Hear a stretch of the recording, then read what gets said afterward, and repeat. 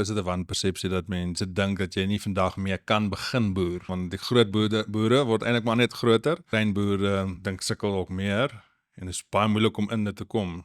Ek dink is 100% 'n wanpersepsie, maar jong, 'n boer wat kan dink, wat regtig op sy voete kan dink, die jonger boere veral wat tegnologie gebruik en so bietjie anders dink en bereid is om klein te begin. Maak dit sin?